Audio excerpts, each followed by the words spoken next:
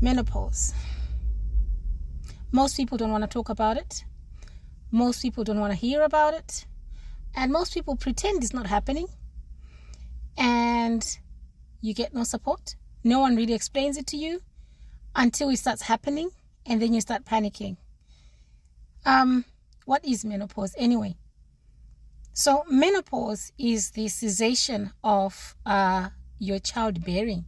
So that's cessation of periods for at least 1 year. That's when doctors will start to say clinically you have reached menopause. But is that what just happens? Do the menses just stop? No, they don't. For most women, that's not how it happens. For some lucky women, yes, that's exactly how it happens. Their periods just start coming less and less, and then until it stops, and it stops for a year, they go to the doctor and they're told you are now in menopause. You have stopped childbearing, you no longer produce eggs, so you're fine, you're good to go. But for most of us, no, that's not how it happens. For most of us, like myself, you go through a period called perimenopause or premenopause, where you reach a certain age. Most women after the age of 40, for some it comes much earlier. And during that phase, when your hormones start giving up, start closing down shop and deciding that no, okay, we are done with childbearing. Now we're supposed to be going into a completely different phase of life. Your hormones, specifically estrogen and progesterone, those two are the ones that are going to give you a lot of trouble. So as they start to taper down, as they start to come down and decrease in levels, to make sure that you no longer produce eggs and you no longer have to have your monthly periods, during that time, you are going to go through a lot.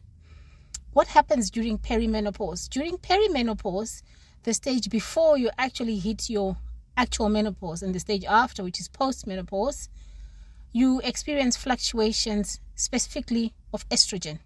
And estrogen is the one hormone that is going to give you hell. Sometimes it will decide to go high and you start to experience a heightened sense of irritation. You start to experience stomach problems, pains in your body. You start losing muscle mass. You start seeing a shift in how you actually look. Your fat starts to redistribute itself around your body. And also for most women, you start to gain weight. And then it starts to affect other hormones like cortisol and other substances in your body. And that makes you irritable. It affects your mood.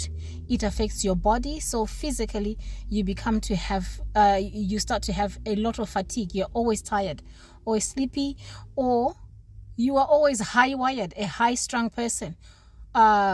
Always anxious all the time. You're anxious about everything and anything.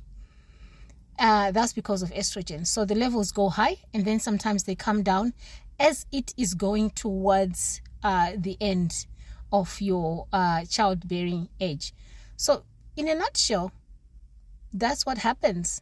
Your hormones start to come down, and at some point, the reason why you start having hot flashes and why you start to have cravings, where you start to feel to have a brain fog, you can't really explain what's happening in your brain and you can't remember things, is because of your levels of estrogen that go up and down until it just settles into a quiet, low estrogen time, which is now post-menopause.